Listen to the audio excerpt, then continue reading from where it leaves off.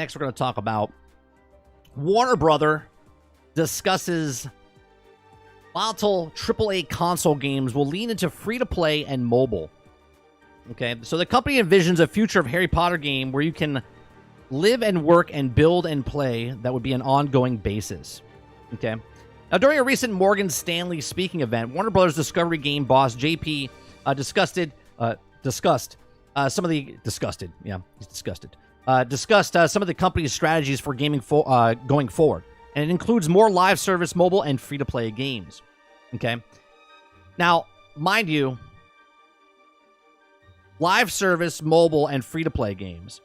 Suicide Squad is kind of two of those, right? It's not free-to-play, but it's the live service, but they're doing the free-to-play model where they're constantly giving you stuff for free, okay, which is the content, right?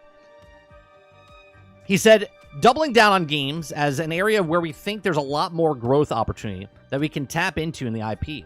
We also have some of the capabilities. We have the studios where they're uniquely positioned in both publisher and developer of games, okay? You guys also remember that as well, right? They don't have to pay the licensing fees to Hogwarts Legacy or any of the DC films because they own them all.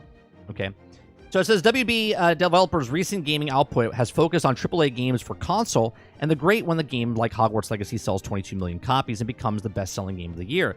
But the kind of success is never guaranteed, and what he was saying is this volatile market. He pointed out that the WB's development's latest big game, Suicide Squad Kill the Justice League, was a disappointment for the company.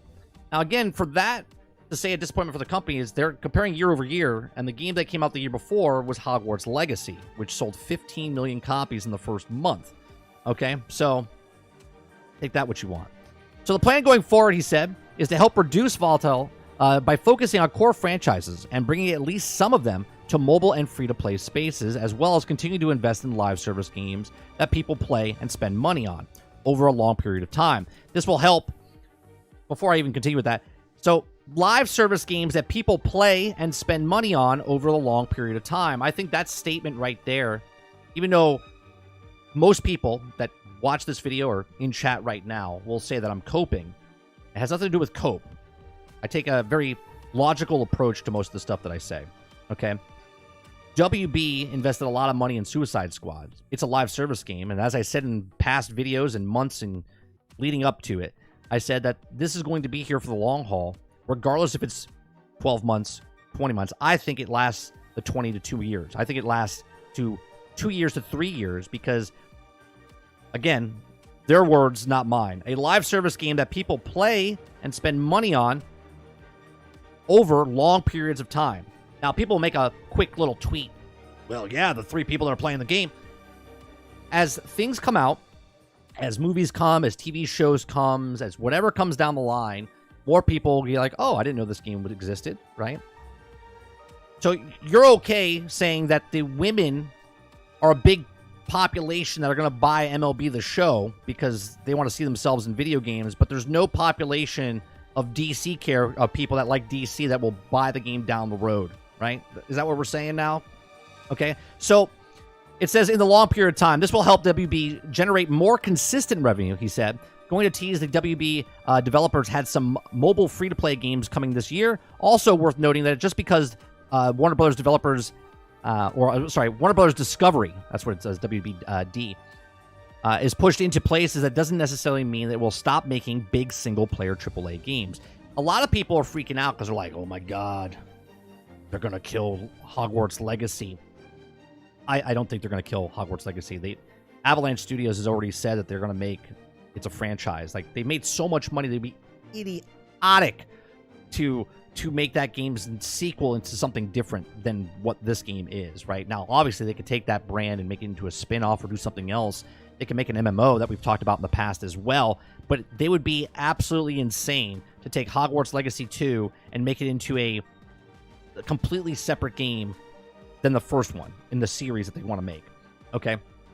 So it says, rather than just launching one-and-done console games, how do we develop a game around example, Hogwarts Legacy of Harry Potter and the live service where people can live, work, and build and play in the world on an ongoing basis, he said, right? So, again, instead of just doing a one-and-done console game like Hogwarts, right? It's a risk. Every time you make a movie, every time you write a book, every time you make a TV show, every time you make a video game, it's always a risk. You don't know what's going to make it. You hope that it's going to make money, but it's a risk. Hence why companies make multiple games, multiple books, multiple movies and TV shows, because one might be a home run, two might be okay, and the rest are going to lose money for you. But this keeps this afloat, okay? Sort of like what Brain said about the NBA with the WNBA, okay?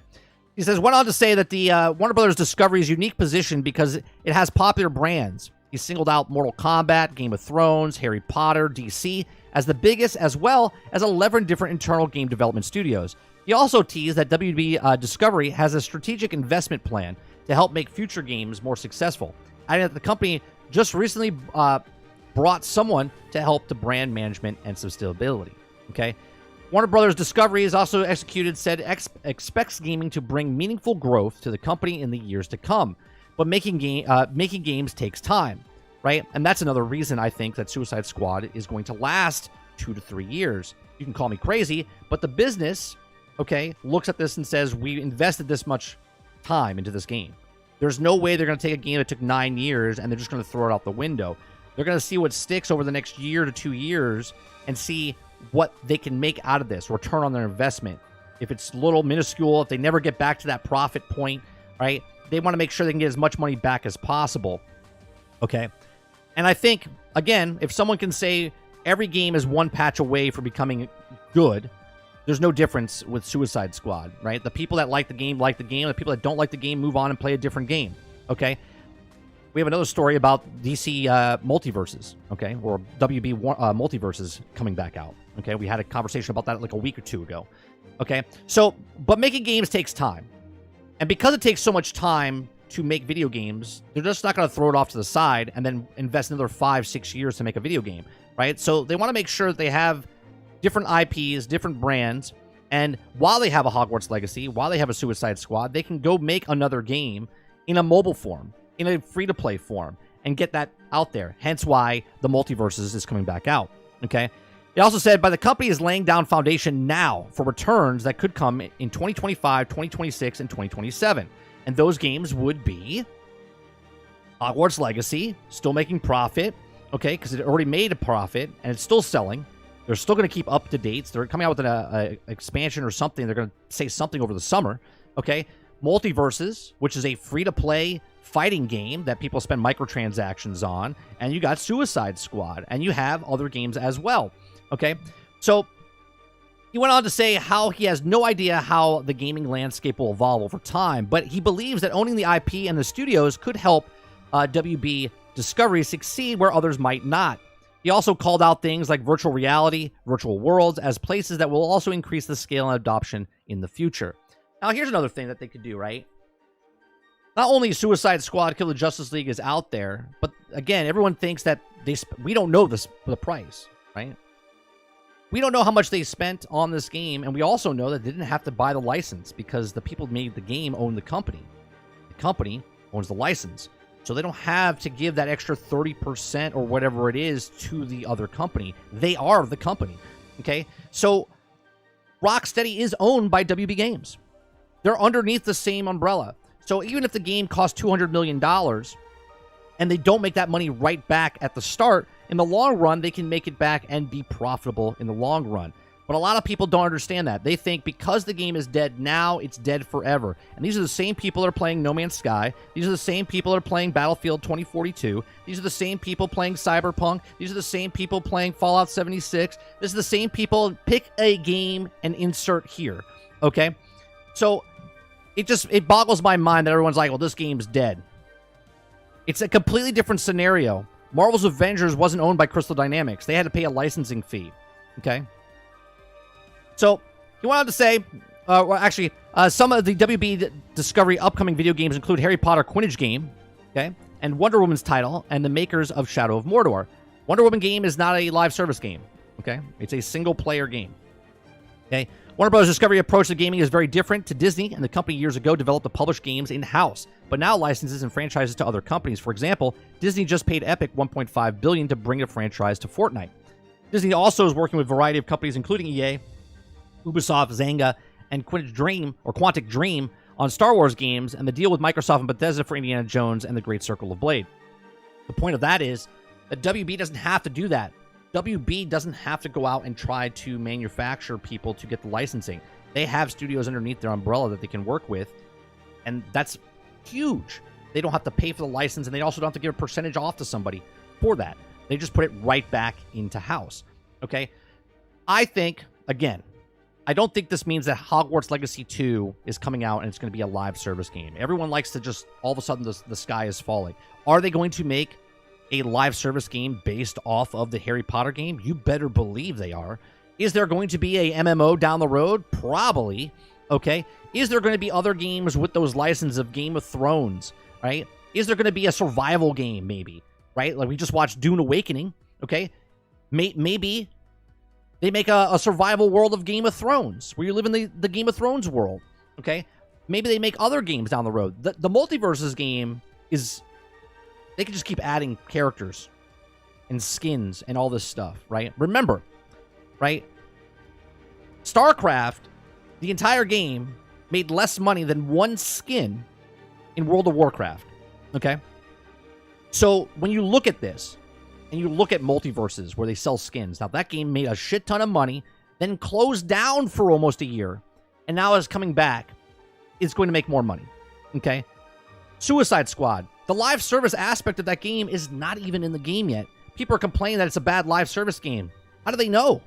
They haven't even done anything with the live service aspect. They're just trying to get the game stable. Okay?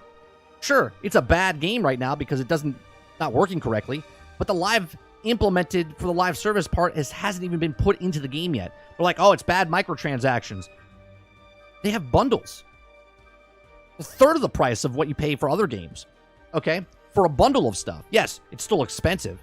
And I don't buy microtransactions, but the actual implementation of the live service game hasn't even been implemented yet. These are just my thoughts. Let me know yours in the comments section down below. What do you think? Do you think WB Games all of a sudden is going to stop and Hogwarts Legacy is done and they're never going to add anything to it or DLC to it and they're just going to make Hogwarts Legacy 2 a live service nightmare? Or do you think they're just going to take the brand of Harry Potter, of Hogwarts Legacy, and make separate games that go into the mobile live service, right? Like this makes much more sense than just scrap everything and start again. They need a foundation. And if these games are the worst right now and they're still making money, they don't tell you how much money they made, right? This is actually a good starting point for them because they don't have to pay the licensing fees and whatnot. Again, these are my thoughts. Let me know yours in the comment section down below. Please make sure you share, like, and subscribe. And if you like what we do here, please check out some of our other videos. Thanks for watching.